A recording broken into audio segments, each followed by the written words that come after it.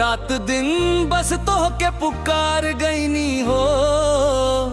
नयनवा से नयनवा जब टकरा गई, सांसों में तोहरे नाम उतार गईनी हो। तोहरे बिना लागे ना मनवा हमार, सुन सुना लागे सगरी संसारा। चांद भी फिका लागे जान हो, तू ही बादल के असली बहार। जब से देखनी तोहरा के सजनी, दिलवा हो गइल बा पागल। हर धड़कन बोले तोहार नाम, हो गइल दयार के बादल। तोहरे हंसिया में जादू बा, तोहे बोलिया में मीठास। तोहरा खातिर छोड़ देब दुनिया, तू ही तबाड़ू खास। मुखरे प्यार में दिलवा हार गईनी हो। रात दिन बस तोहके पुकार गईनी हो। अंगोरिया तोहार चाल निराला, जैसे नदी के धार। तोहरा बिना अब एक पल लागे सदियन के इंतजार।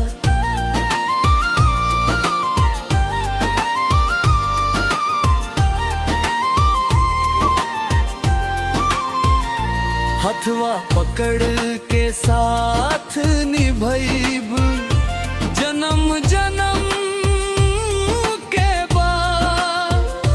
रौरा संग जिए के चाहत बा, रौरा संग हर रात।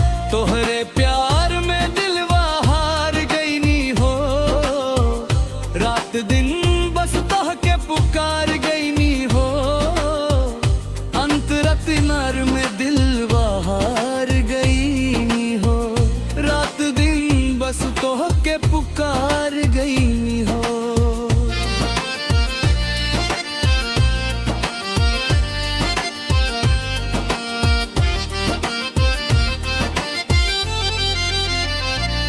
बरसात के भिंजल रतिया में याद तोहरा सतावे। तकिया पस सिर रख के सजना, दिल रो रो बतियावे।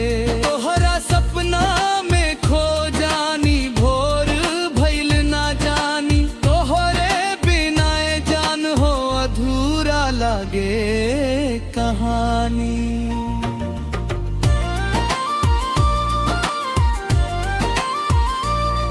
मंदिर में मांगल तोहरा के रब से हर दिन दुआ।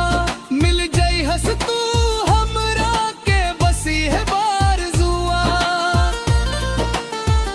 मांग में सिंदूर तोहरे नाम के, सपना में रोज सजेला। तोहरे संग बुढ़ापा बीते दिलवा रोज कहेला। तोहरे प्यार में दिलवा हार गईनी हो। रात दिन बस तोहके पुकार गईनी हो। नयनवा से नयनवा जब टकरा गई, सांसों में तोहरे नाम उतार गईनी हो।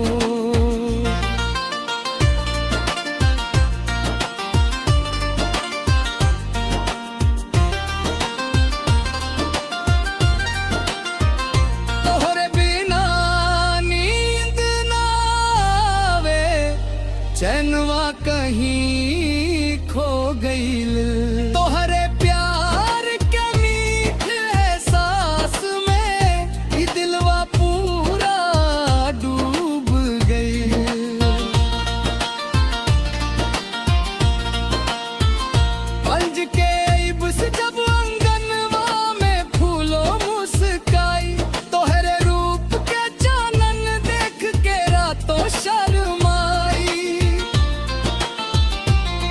पायल के धन सुन के दिलवा मचल जाए, तोहरे होठवा के मुस्कानिया जान ले के जाए। अंतिम हरे प्यार में दिलवा हार गई हो, रात दिन बस तो के पुकार गई हो। जन्म जन्म पक्त के साथ रही, तोहरे नाम बस जानवार गई हो।